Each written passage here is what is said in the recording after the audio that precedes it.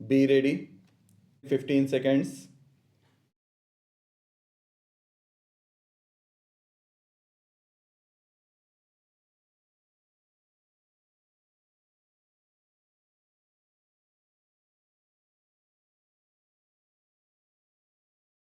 That does not mean that I dislike language being a very important matter in our administration or education or culture. I recognize that the language of the people is a vital matter for their development, whether it is education, administration, or any other matter. But there is a distinction between developing the language to the fullest extent and this passion for building up a wall around a linguistic area and calling it a border. I completely accept the statement that people cannot really grow except through their language. But it does not follow that in order to make them and their language grow, a barrier must be erected between them and others. The various language areas in India represent the development of history through the ages, but drawing a hard and fast line between two areas is, I think, carrying it too far. As a matter of fact, it just does not matter where you draw your line. If you judge a border purely from the linguistic point of view, you will be going against the wishes of many people. Invariably, there are bilingual areas. As long as you cannot prevent people of one state from going to another, there will always be bilingual areas. Are you going to stop contrary to the dictates of the constitution, the movement of workers, or of other people from one state to another? You cannot. Therefore, whatever fixed line you may draw, people on one side may be attracted to the other and move there, and thus change the linguistic composition of the state or of the border area. Are we going to sit down every few years and say the language ratio of this particular tehsil or taluk has changed and therefore it should be taken out of this state and put into another? You must realize that while there are clearly marked linguistic regions, there are also bilingual areas and even trilingual areas between two such regions. And wherever you may draw your line, you do justice to one group and injustice to another. From the language point of view, good reason, good logic, and good argument can be found for each side of every case. This is the difficulty. If there was logic only on one side, we could decide easily but there is logic on both sides and the two logics conflict and the same to be balanced.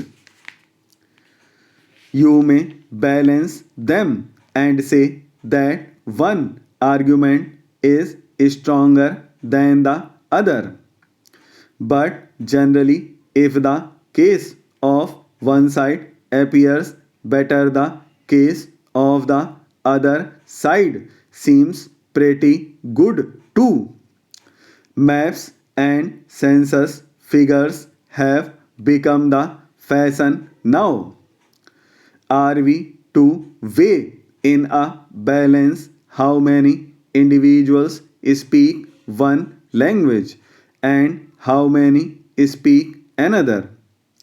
It will lead to all kinds of fantastic situations. I submit that we must consider this matter separately from the question of language. Of course, all the great languages of India which are mentioned in the constitution have to be developed. I would go a step further and say that even those in the northeast frontier area and elsewhere ought to be developed. Further, the development of one language should not be and cannot be at the expense of the other. I am convinced that the development of any one of the great languages of India helps the development of the other languages. It is my privilege, however unworthy I might be of being the president of the Sahitya Academy started a year or two ago, where we deal with all the languages of India and try to encourage them. The more we discuss these matters, the more we see that encouragement, development, and growth of one language result in advantage to the other Indian languages also. Going one more step, I would say that the knowledge of a foreign language helps the growth of an Indian language. If we are cut off from foreign languages, we are cut off from the ideas that are contained in those foreign languages and from technology, which is part of modern life.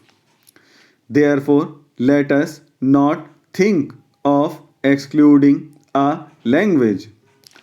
Quite frankly, I do not understand the way some people are afraid of the Urdu language.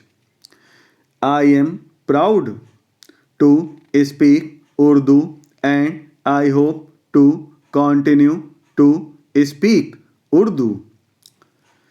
I just do not understand why in any state in India people should consider Urdu a foreign language or something which invades their own domain. Urdu is a language mentioned in our constitution. I object to any narrow mindedness in regard to Urdu.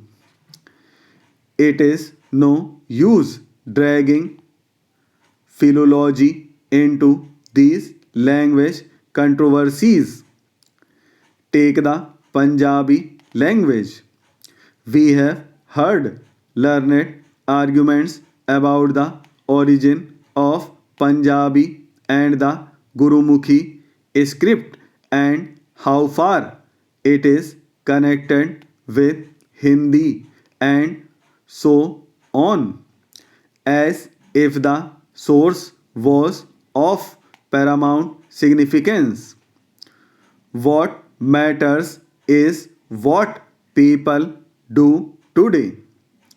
Let scholars go into the past of Gurumukhi and Hindi. If people in the Punjab or elsewhere wish to use it, let them use